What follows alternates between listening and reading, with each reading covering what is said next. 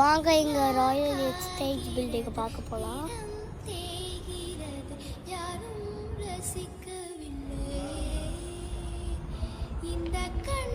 இங்கே பாருங்களேன், ரோட்ல எவ்வளோ பெரிய விங்ஸ் வளர்ந்துருக்குன்னு. இதான் லீடன் ஹால் மார்க்கெட்.